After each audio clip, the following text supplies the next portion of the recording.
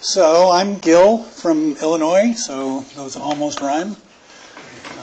Let's see. Okay. So I've been tasked with motivating or justifying why we're here, I guess. So let's see. So I'm going to start by just giving sort of a quick overview of the cosmological model, lambda CDM. And I think there's a lot of cosmologists in here, and so my goal is to do this in a way that enrages some of the old-time people. It's going to be a completely ahistorical, almost postmodern view of what lambda CDM is. Then I'm going to talk about the life and times of CMB photons. Life and times of a CMB photon. Just following its life cycle. And then we'll be able to get to what we're doing at this workshop, which is, among other things, mapping large-scale structure with these things. So that's mainly what I'm going to talk about. I'll sprinkle in some other things there. So I have no idea how much content I have. So it means I'm probably not going to get to the end of whatever's in here. So please just jump in whenever you want. Lots of questions, more questions are better. Especially those not from your program. Yes. Because I really know what these things mean. Yeah, no, but if I really enrage you, like if you get super angry, then feel free to jump in if you're from our program. Because I am curious exactly how angry people are going to get.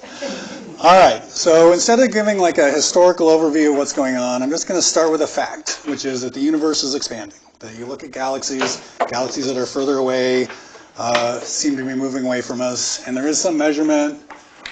And actually, this is where first people will start to get enraged. All right.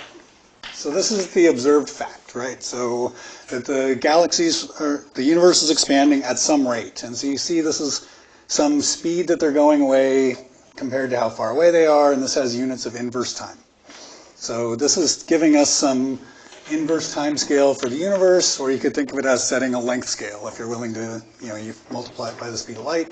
So that's a length scale for the universe. And so there's like this, one of the big problems in cosmology is actually calibrating the ruler of the universe, right? Because everything's measured relative to everything else. It's hard to get an absolute measurement. So this is a surprisingly difficult measurement that's gone on for over a century now. All right, but this is the fact. So, what yes? is MPC? Oh goodness. I don't know anything about cosmology. Yeah, good. So 1 parsec is about 3 light years. So roughly speaking is 3 light years. So that's how far a photon goes in a year is a light year, speed of light. And so then an MPC would be about 3 times 10 to the 6 light years. And so this is the scale. And so gigaparsec, I'll talk about gigaparsecs later. So this is a length scale. So this is a distance. So it's millions of light years. So this is, you go 3 million light years away, something will be moving away from us on average at something like 70 kilometers a second. Good, perfect. Thank you for that question. Yeah, and you could ask, so where does parsec come from? So it's a parallax second. And so it originally came from looking at how stars move back and forth on the sky as we go around the sun. And so something that is exactly 1 parsec away of 3 point whatever light years will move by exactly 1 second of arc over the course of us going around the sun. So that's where the name parsec comes from. So it's like astronomically it has a long heritage and it is kind of a sensible unit, like more than centimeters, right? Although I'll use centimeters soon because I'm trained as an astrophysicist, not as a physicist. All right, so you take the fact that the universe is expanding, and then you take some other things we've established are largely true, which is general relativity. And you say, okay, well, if the universe is expanding, and you put in like some guess for what we think the symmetries of our universe are. And so that's what people talk about as the metric. You do general relativity as a metric.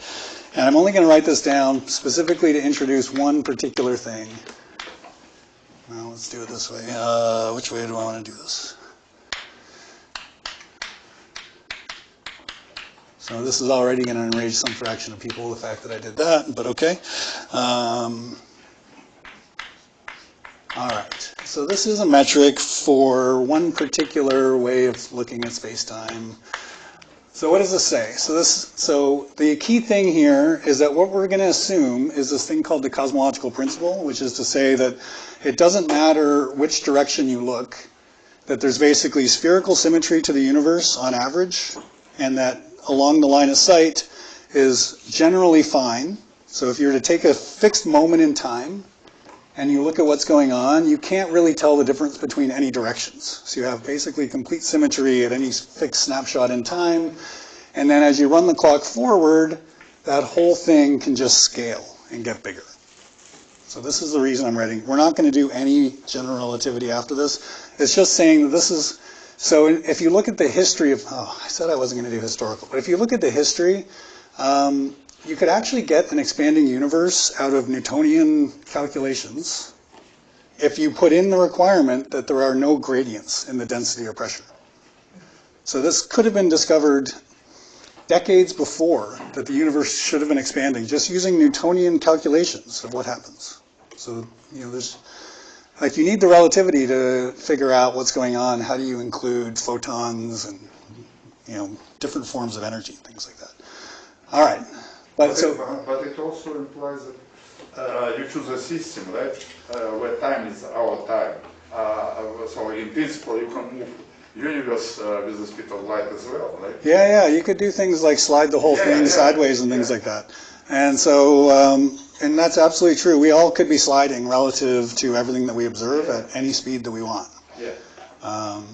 So that's 100% true that all of those, this is all about just relative distances and relative times, things like that. Yeah, you could do all of this in other frames and it all holds. So this thing on the bottom is just like a curvature correction. Like, we don't know the universe is like spatially flat, right? So like you get a piece of paper out and you measure distances and you can use the Pythagorean theorem. The Pythagorean theorem doesn't work if you're in some curved space, right? It doesn't work on a sphere. All right, all the Earth people know that probably better than the cosmologists do. Because the first thing we do in most cosmology calculations these days is set this thing to 0. So, in fact, the Earth people are ahead of us on that one. All right, so let's say, so you take GR. GR is really well tested, and then you just say, like, if something's expanding, what do we expect?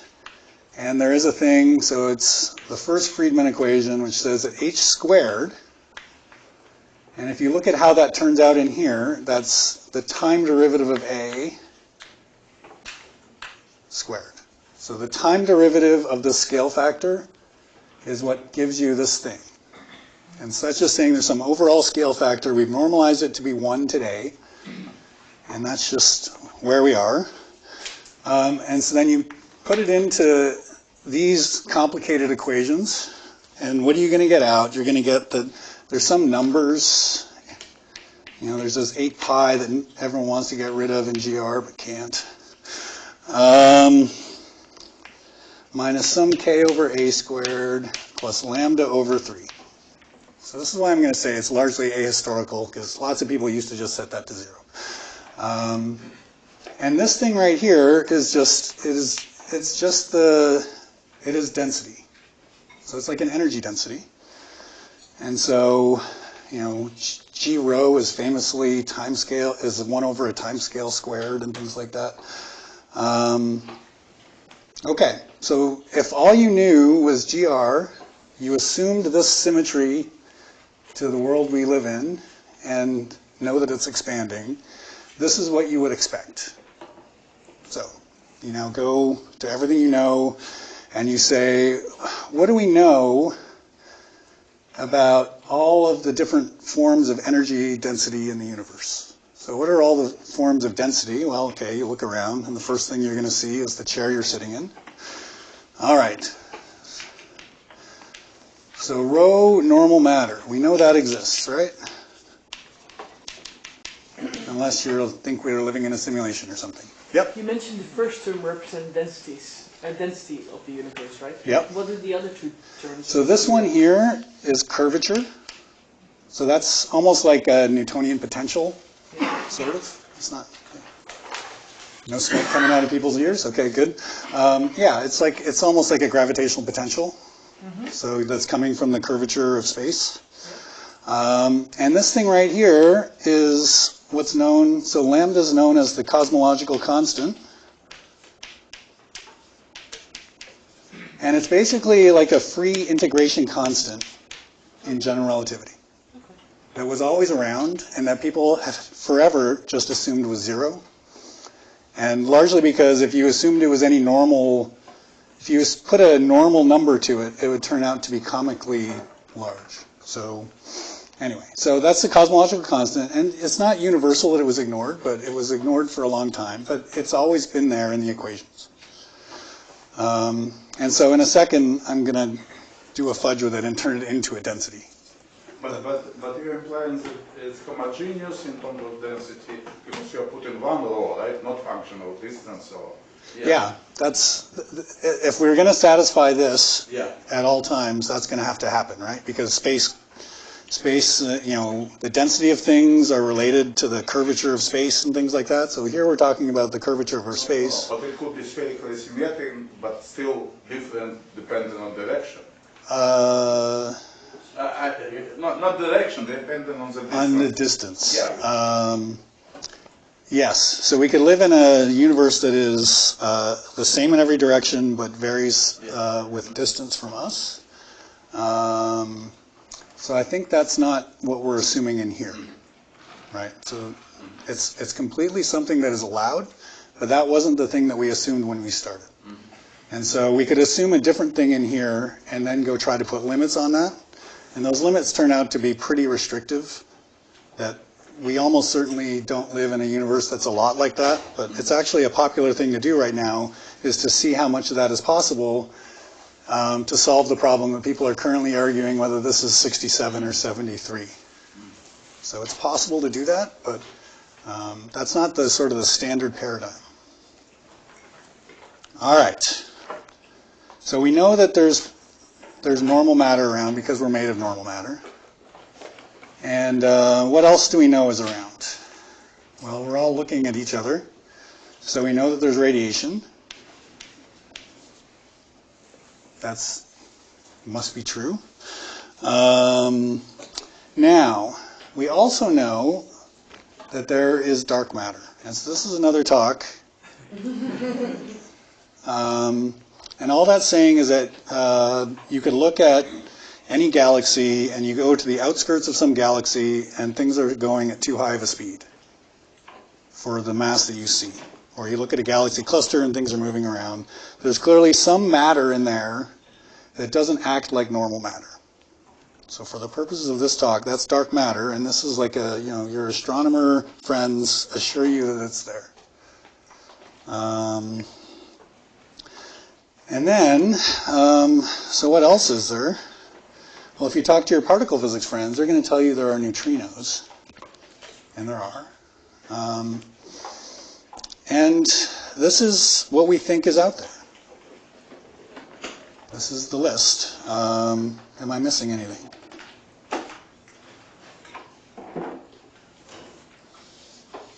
All right. So, normal matter, you look around. We have a pretty high density here, but most of the space is empty. So you can, you know, do some census, and so there are different ways to do the census of how much normal matter there is.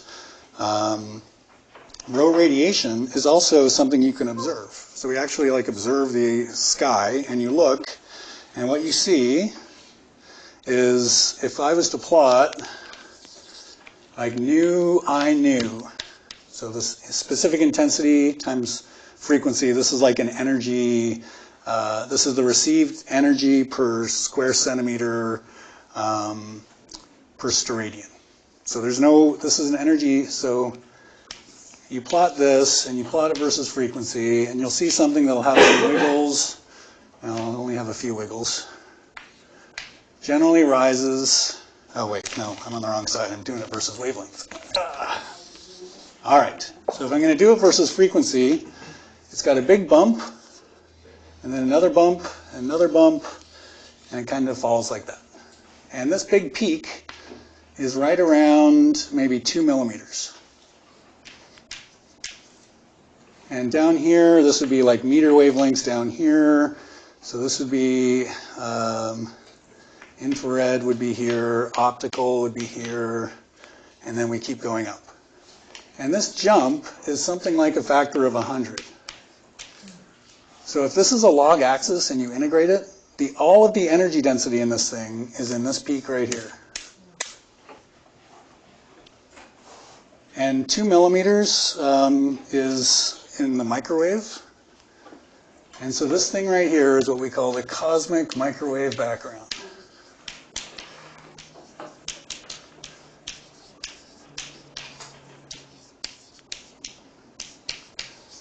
So that's forevermore going to be CMB. It's this huge peak in energy density that just sticks out over everything. And so there's other stuff down here, like we're not quite sure what's going on down here. People argue about what the UV background is and the infrared, like, you know, lots of fights happen out there, but for the purposes of this equation, all we really care about is this cosmic microwave background. And it has this really funny property, which is if you were to plot its spectrum, well, I just did, as you can see, this is a perfect black body. Like a black body is a very special function. CMB, it's a 2.726 Kelvin black body. Why do you know it's a black body? Because you measure its spectrum at extremely high resolution. And then when you measure this thing, so you know, this is measured with error bars that are thinner than this curve over a range from about here to here. It has, so this number, so it's measured well enough that we measure, and I think this number is like plus or minus, you know, in this last digit, it's plus or minus something like 4 or 5, something like that.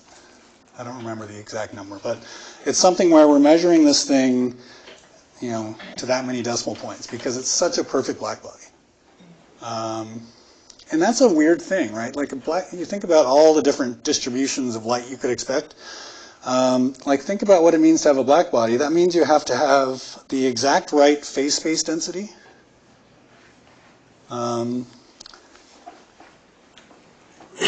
It's a standard thing. You know its phase space density, you know the energy density, you know the pressure, you know everything about it. And on top of that, the black body's the only thing that has this really nice property that if you redshift it, which is to say if you take some black body and you have some photon gas and you expand it, the black body, if you redshift it, will just go to a different temperature. So if I take some box of black body and I grow it by a factor of 2, its temperature will drop by a factor of 2. But it'll still be a perfect black body. So a perfect black body redshifts into another black body as I expand it. And only black bodies have that property. And so what that says is if we observe this black body today, if we go back and we start changing this A of t, right, because that's what this thing is saying, is that A of t changes in this way, it'll turn into a black body with a different temperature. So that's a handy thing to know, right, because it's something you can hang your hat on, that there is this black body that's there no matter what A is, that there's going to be some CMB temperature, which is going to be whatever it is today, times 1 over the scale factor. And so all these other things, so this is coming from, you know, radio galaxies and optical lighting galaxies, all these other things, who knows what's going on, right? Like stars are messy and they change with time and things like that. But it's nice to know there's this thing that as the universe expands is just going to turn into a different black body. So that's why the CMB is so nice, among other things. All right. So what do we think this thing is? Well, so let's just start. So today, this is at 2 Kelvin. So that's a very small amount of energy, right? That's super cold. But let's say I made this, let's say I ran the clock backwards. So I make A, say, 0.1, and this becomes 27 Kelvin. If I make A 10 to the minus 4, that would mean that this CMB temperature becomes something like 27,000 Kelvin.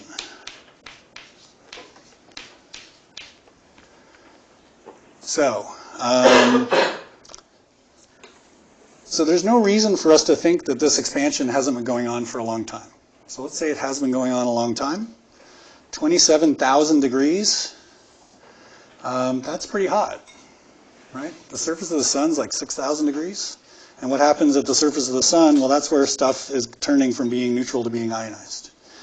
So when you get to these super small universes, it gets hot enough that it basically has blown apart hydrogen atoms into protons and electrons. So we think there is a phase, so let's say it's at A of 10 to the minus 4, where you've got a bunch of light coming around, and then you have your electrons and you have your protons, and they just cannot stay bound because this photon comes in and blows this electron away, and then this photon goes off on its way. And this is happening continuously because these things are so hot, and that if you had a neutral hydrogen and you get anything near, anything well above that Lyman limit, you're just going to be blowing stuff apart, right? So and so that's going to continue. And then the other thing that does is we now have all these free electrons around, and these photons actually interact quite vigorously with electrons, right? Because the photon is the force carrier for the electromagnetic interaction. So if I have electrons around, photons are going to be scattering off that thing all the time. So as long as I have free electrons, there's going to be this photon gas that's just kind of stuck where it is. All right, so now I'm going to draw my cartoon over here, which is going to be a living cartoon. All right, so we have our electrons and our protons. So I'm actually going to ignore the protons for now because they don't actually do much to this. So we have our photons come in, they hit, they go off in other directions. There's electrons over here, the photons come in, they go off in other directions. Some other one comes in, goes off in other directions. Right? This is happening everywhere in the entire universe all at once. However, this temperature is dropping with time. As the universe gets bigger, as A goes up, temperature goes down. So eventually, what's going to happen is this interaction is not going to happen anymore. We're no longer going to be actually having enough photons around of enough energy to peel these things off. So you would think this would happen, there's some energy for let's call it for hydrogen ionization. There's a standard one, right? 13.6 eV is a Rydberg. You remember that one from way back when? So certainly once you have a lot of light above 13.6 eV, there's going to be this is going to happen all the time. Now, it turns out there are way more photons around in the universe compared to electrons and hydrogen. And so when this actually happens is at more like 0.3 eV. So when this temperature maps into something that is about 0.3 eV, and so that will turn out to be around 2700 Kelvin. So when this thing when A is just over 1,000, we're going to run out of photons to do this, and we're going to lose all our electrons. All right. So at that point, this photon right here, the moment we lose this electron, this photon just goes on its way and goes streaming across the universe because there's no electrons to hit.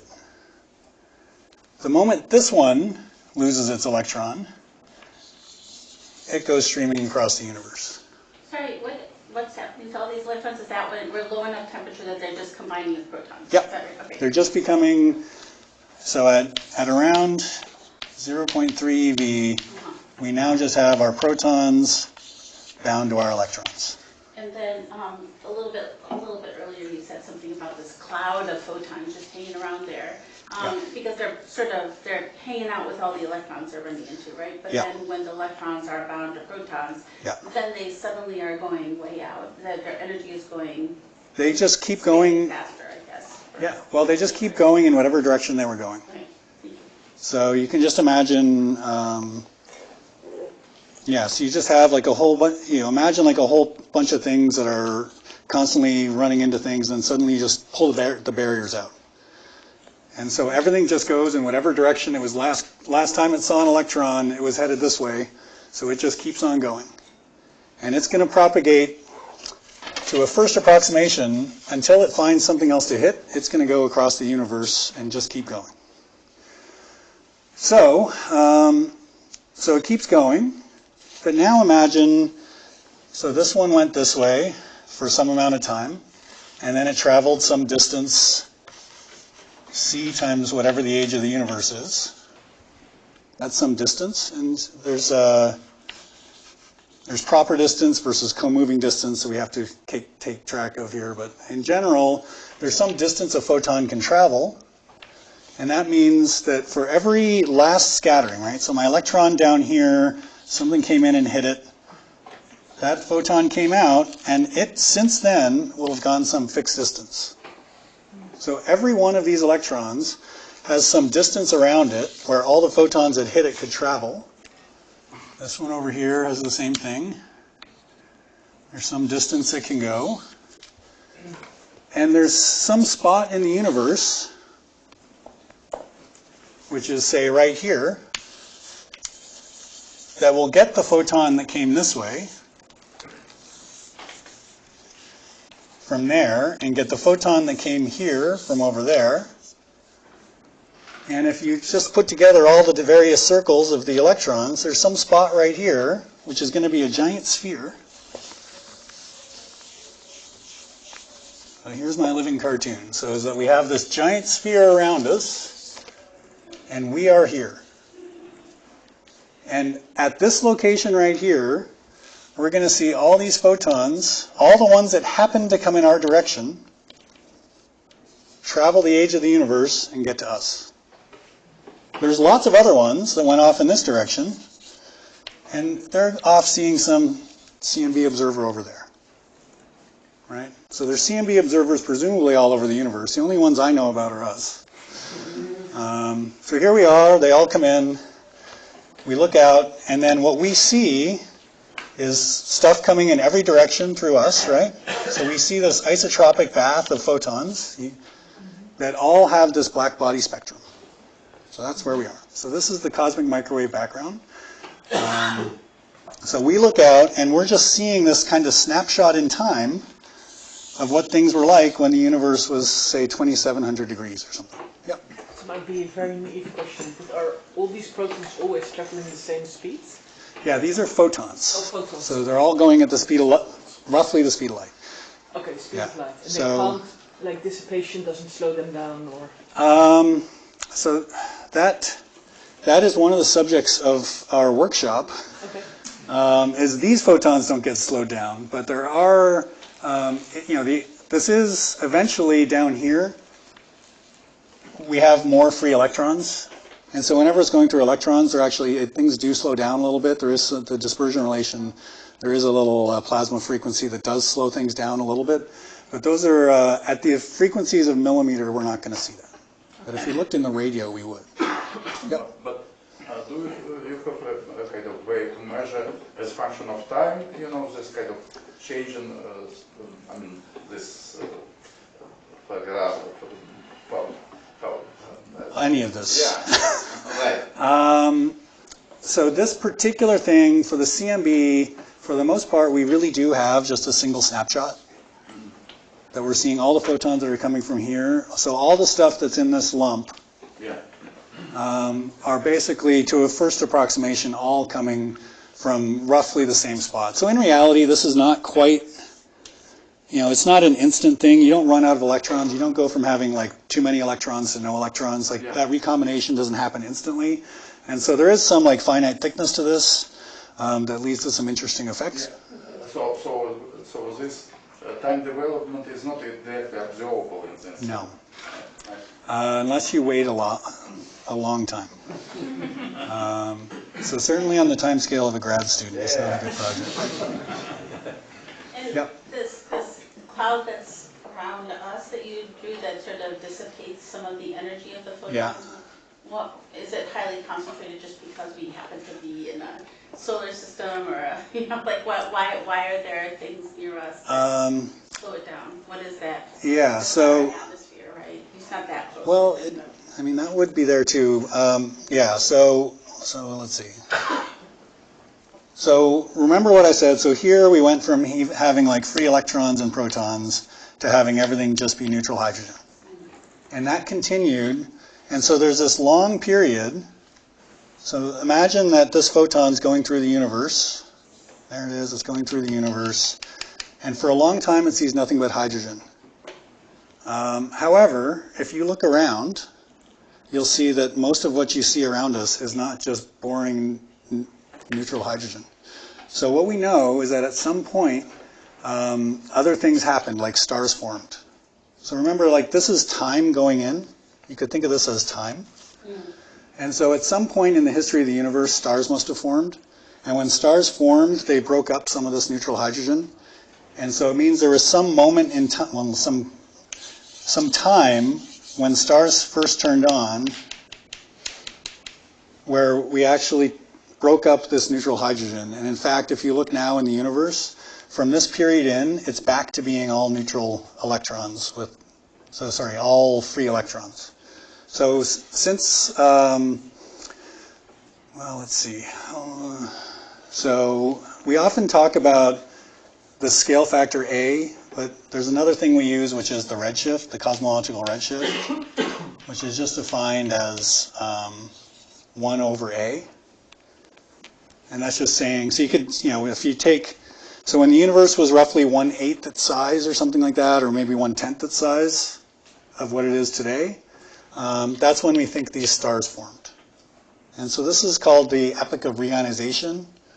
So this is called reionization. So we're getting a little ahead of ourselves here, but that's fine. Is when these first stars formed. And But just in the stars, that is where the things that they run into sort of slow down. yeah, it's actually, the stars are really small. It turns out stars, on the grand scheme of things, are super small. But these stars pump out their own light. Like What was that? Yeah, so these stars, it turns out, our star's not the only one that pumps out this light. And some of that light, and especially like so our star doesn't pump out a huge amount of ionizing. I mean, obviously, if we didn't have the atmosphere, we'd think it was too much ionizing light. But in the grand scheme of things, our star is not the biggest culprit of ionization. But when you get these big blue stars, they put out a lot of UV light, and that UV just blows apart these neutral hydrogens. So you get your electron going and your proton going. And then from there on in, it's just free electrons inside this whole sphere. However, the universe has expanded by a huge amount since here. Because remember, the whole universe is growing as the scale factor. And so if you just take the number density of hydrogen and you go from a redshift of, say, 1,000 to a redshift of 10, that's a factor of 100. And density is going to go as that size cubed, right? Because it's a number per cubic centimeter. So you make your universe 100 times bigger, your density is 10 to the 6 times lower. And so what happens is that the probability of the photon hitting an electron is not 0 anymore, but it's also not nearly like 1 like it was out there. Thank you. All right.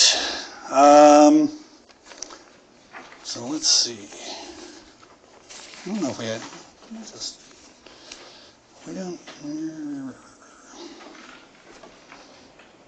So let's see. Well, we'll give away on some of that stuff. All right. So we also have. So this model works incredibly well, and so we call this model lambda CDM. And it's because you see this lambda right here. It means lambda is not 0. So I'm just going to summarize what lambda CDM means. So it means lambda is not equal to 0. And then CDM means cold dark matter. So the dark matter is like, it's okay, we think that there must be dark matter. Otherwise the galaxies wouldn't look right. And cold just basically means that for our purposes, it's not moving very fast. It means basically slow. It means it's non-relativistic, and for all intents and purposes, for the purposes of the evolution of the universe, has always been non-relativistic. So that's lambda CDM, that's the beginning of it. So you have lambda, you have cold dark matter, we have us, we have baryons. So we call them baryons, even though it's like the entire standard model. So we call the entire standard model of particle physics baryons. So in there are neutrinos.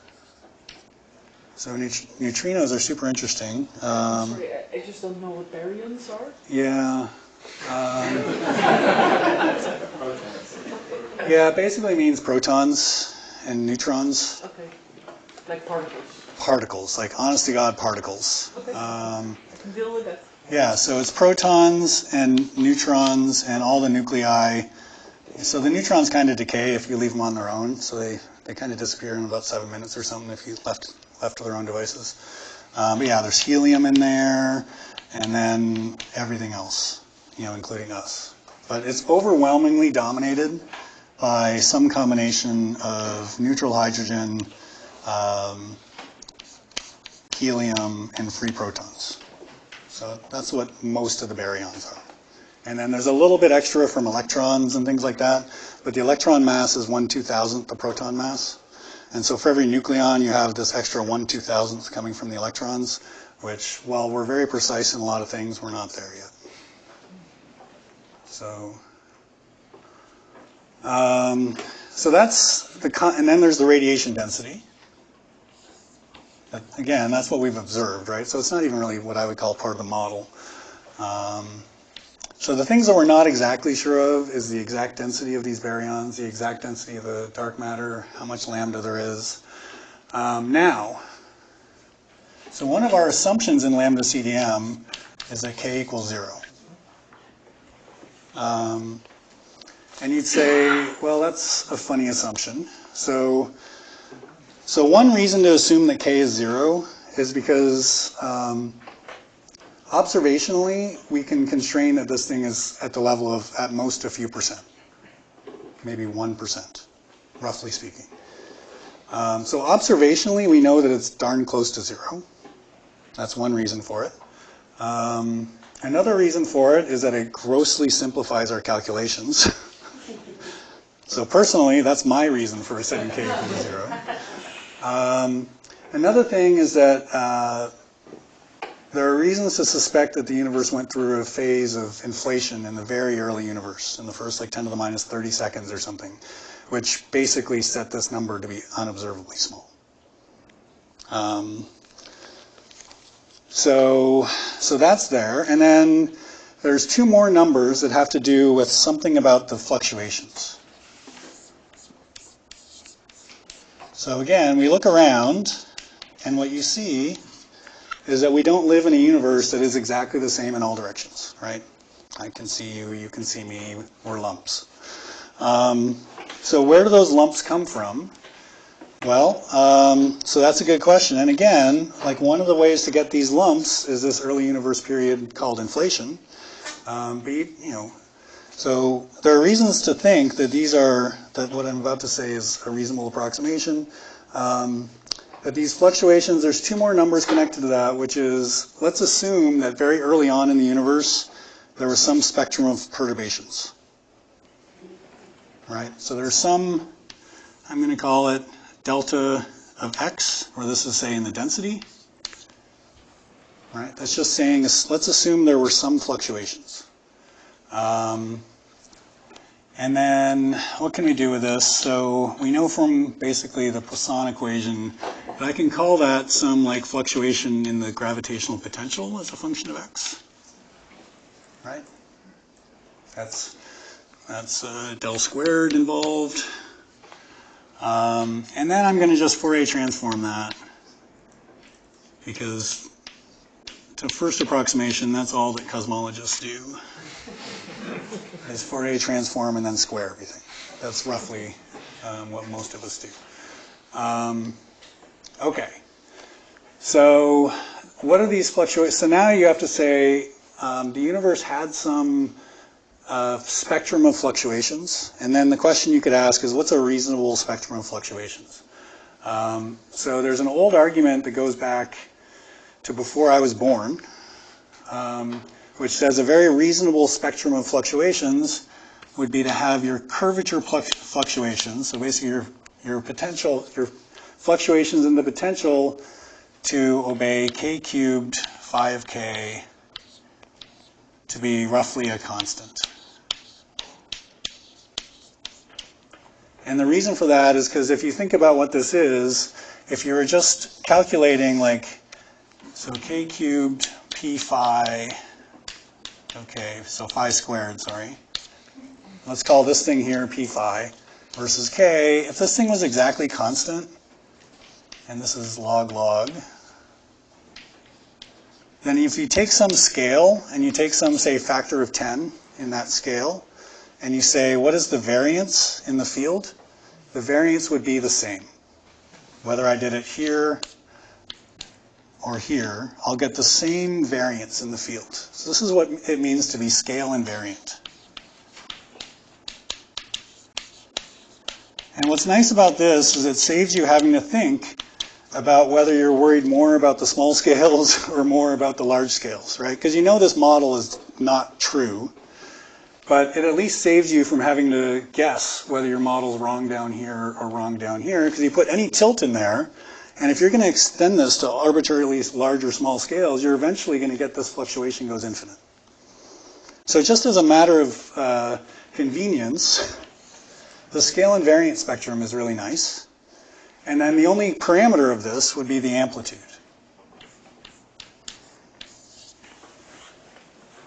So there's another thing that says AS is the parameter that controls this.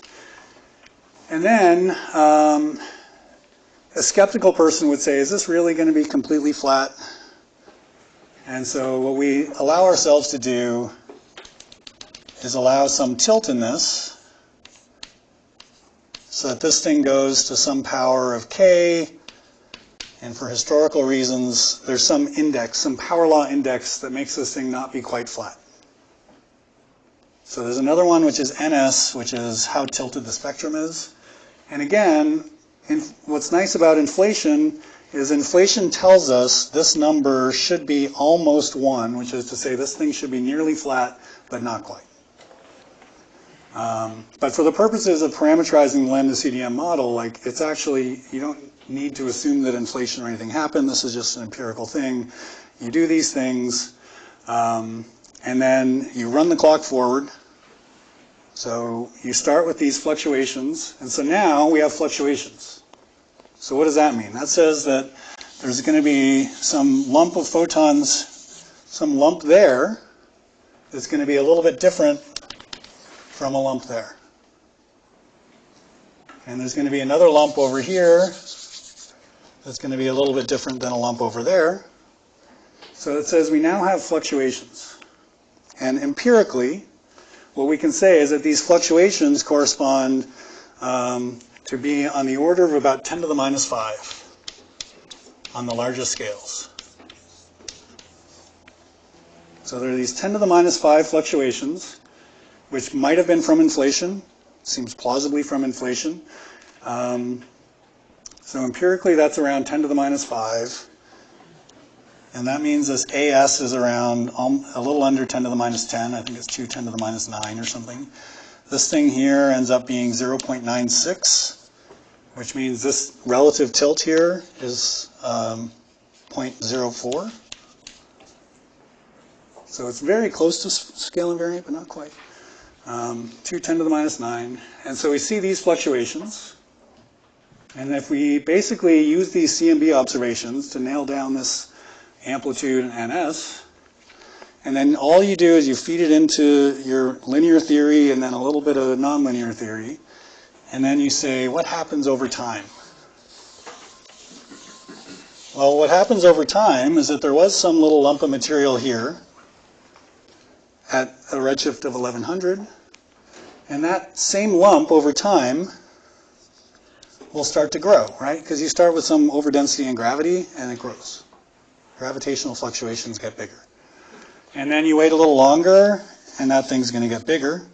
But this whole time, the photon from here is propagating, right? So time's going forward.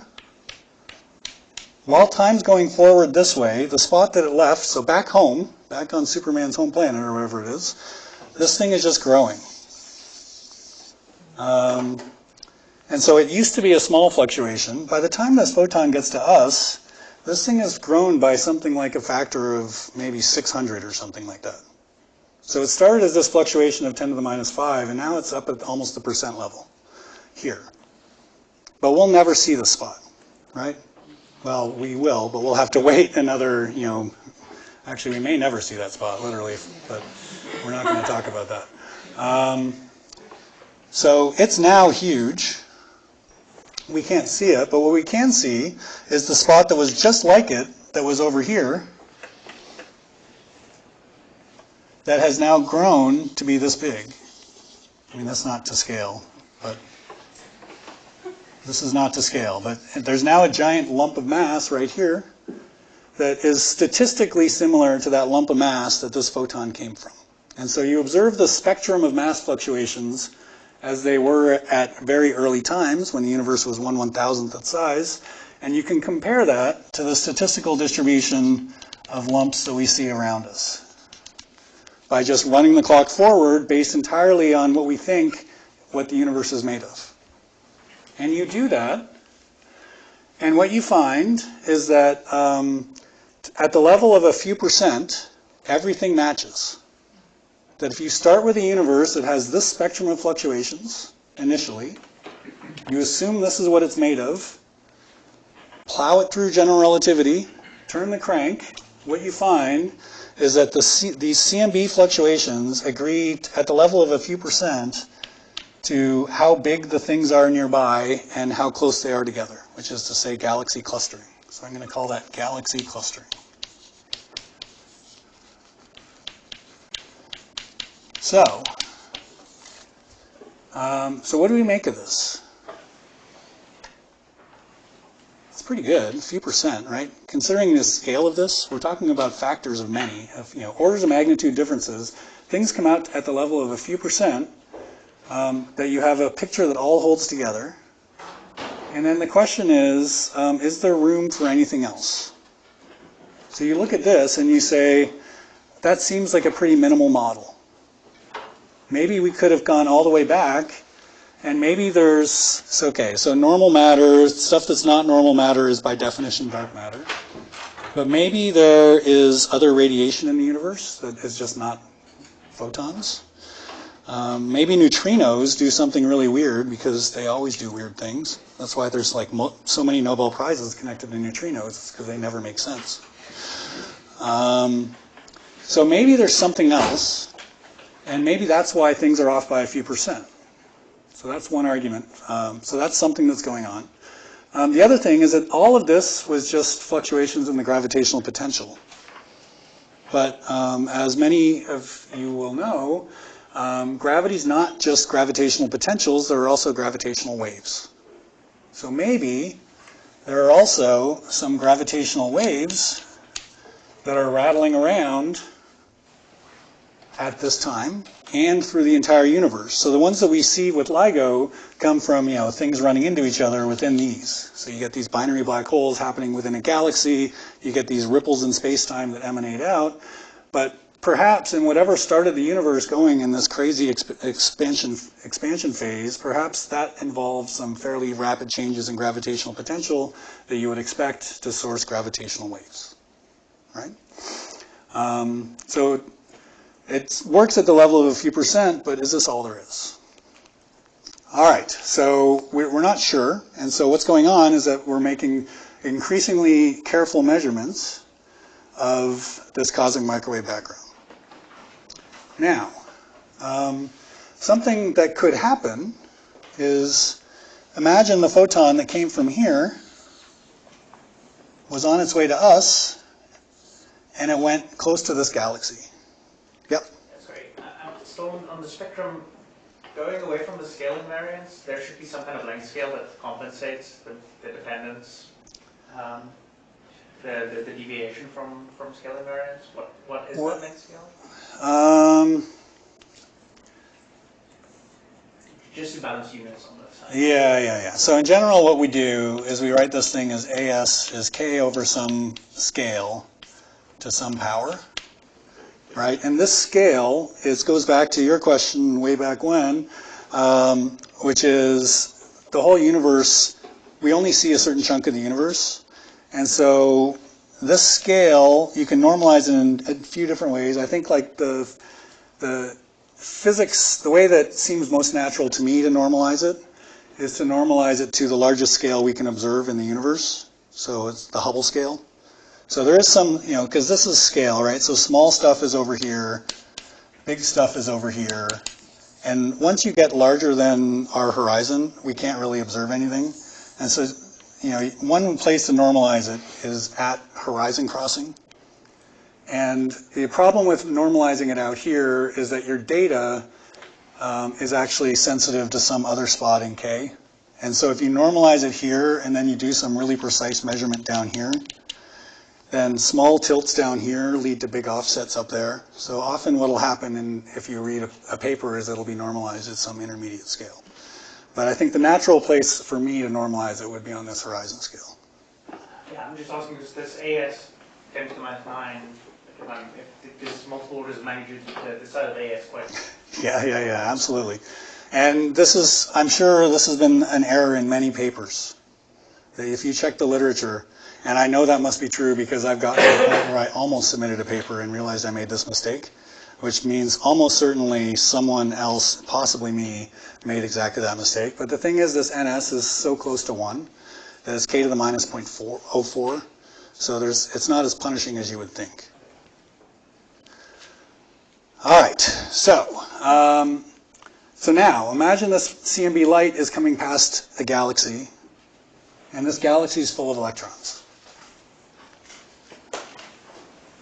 I assume I have 5 minutes left here. Is that the plan? Yeah. Okay. So here's my lump of mass, and light's coming by. So what do we know? So this is a lump in mass, which means there's excess gravity here, which means this photon will ever so slightly get deflected and keep on going its way. So what does that say? Well, that says someone down here thinks this photon came from back there. So it came from here, it thinks it came from there. So there's some other photons started over here, came by, and again, maybe I should send it in a different direction. It was going that way. It bends and comes into us, and we see that thing coming from back here. So what does that mean? That means that two little bundles of light that started this distance apart, we're now seeing as that distance apart. So remember, we have this these typical scales of fluctuations. So the light, this blob right here that we see as being behind, is actually going to get stretched out a little bit by this gravitational lens. This is called gravitational lensing. It's going to look too big. And we have this spectrum of fluctuations, so that means there's also going to be some smaller scale fluctuations in here.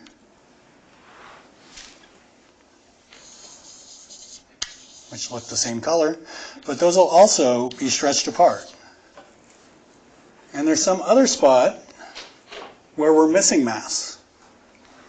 And the opposite things happen there when if there's a hole in the mass distribution, then the light, instead of getting focused, gets unfocused, which means the spots behind here are going to look too close together. And so there's going to be some spot over here where the fluctuations are going to look a little bit too small compared to over here where they look a little too big. which is to say the existence of these gravitational lenses is changing the statistical properties of my field. That I have things that are too close together in some spots, things that are too far apart in other spots. And you would think that's a problem, but it's actually a feature. Because now I can just look for spots where this microwave background spots are too far apart and use that to say, oh, I know how much mass there is right there. And so just by looking at different spots in the sky, I can actually figure out where the masses are along the line of sight. Now, it's not perfect because I can't tell whether it's here or whether it's here or whether it's here. But I know that somewhere between us and there, there's something focusing the light. And over here, in between me and the surface of last scattering, there's something that's defocusing the light, or whatever it's called. And so I can use that to make like a map of the projected mass in all directions in the sky. And then, so the purpose of our workshop, one of the purposes of our workshop is to say, well, let's look at what other probes we have of astronomy, of where galaxies are, and let's just see how these things line up. So if I know that there's some galaxy right there, my standard spiral galaxy sitting right there, in principle, I could look at how it's distorted the CMB and use that to figure out how much mass is associated with that. Now, statistically speaking, we can't do it at the level of individual objects very well. We end up having to do it with collections of these things. But in general, what we can do is we can measure things using photons, using like optical light. Where are the stars? Where are the galaxies? And use that, use this CMB lensing effect to calibrate exactly how much mass goes along with each one of those collections of galaxies. So that's one of the things we're doing. I'll say without, so another thing that we can do, no, we'll skip that one. All right, so we'll leave it there, but there's lots more things we could do. That's what I'll say.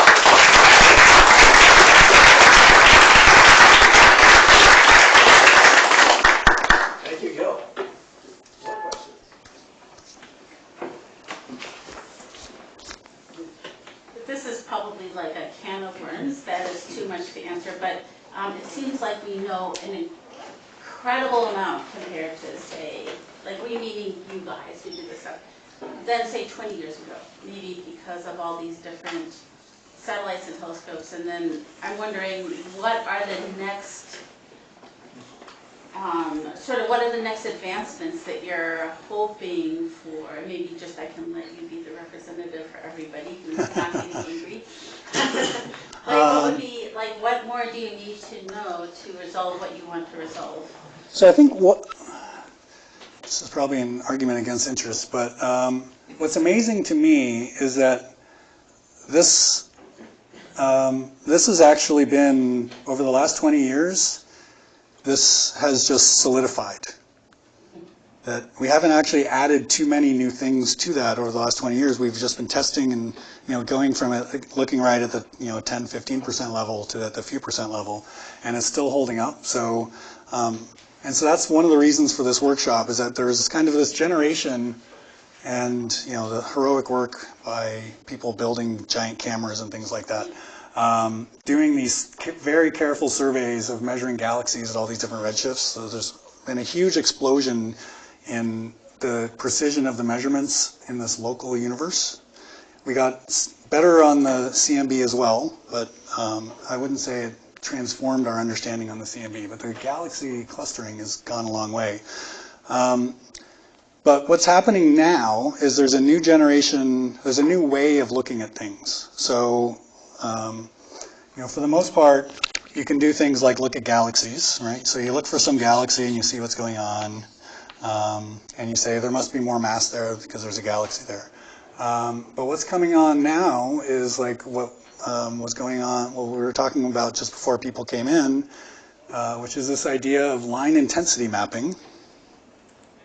So the basic idea of line intensity mapping, so let's see, so what do we know? We know, so we're down here, we're looking out at our universe. So you have a cloud of gas, let's say right there, and it emits some spectrum. There's some intensity as a function of frequency, And, it looks some galaxy, who knows what it does. So what you'll see is there's kind of a disconnect between cosmologists and galaxy people. We treat them as galaxies, as point particles and things like that. But there are these lines, which is to say there's an emission line. Right? There's some characteristic resonance where, like, you excite that resonance, things decay, and you get lines. And so there are lines all over the place, and since I haven't put new on there, it doesn't matter with no labels.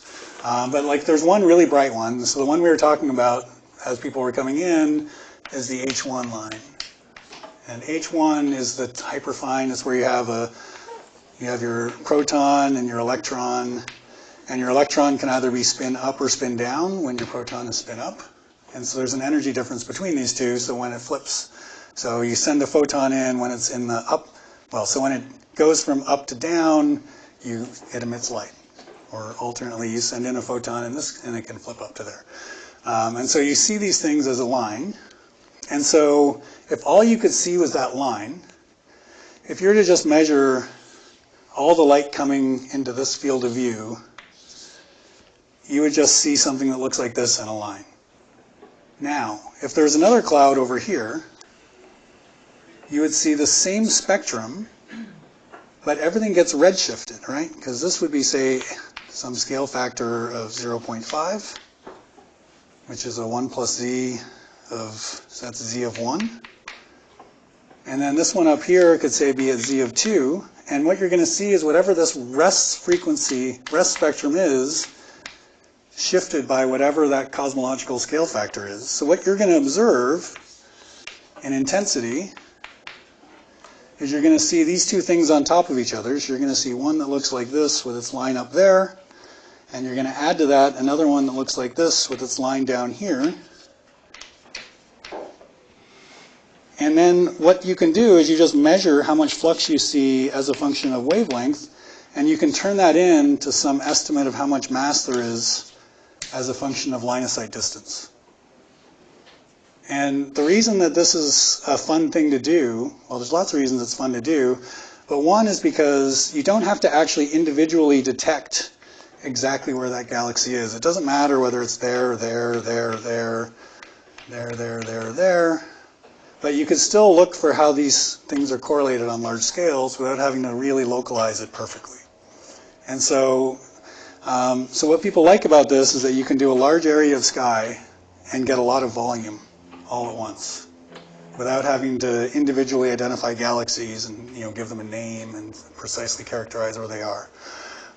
So this is this idea of line intensity mapping. And so there's a bunch of things you could do. You could use this H1 line. People are using carbon monoxide and ionized carbon and all sorts of things like that. So there's lots of other lines you can use. But this is the general idea, is you do a low resolution spatially and then get the line of sight information and then map out the 3D distribution of things and do all this clustering. So that's line intensity mapping. The other thing that's getting a lot of interest in this meeting are these FRBs. And I think that's... I think we should stop. Yeah, we should stop there. Okay. But they're so fun. Thank you.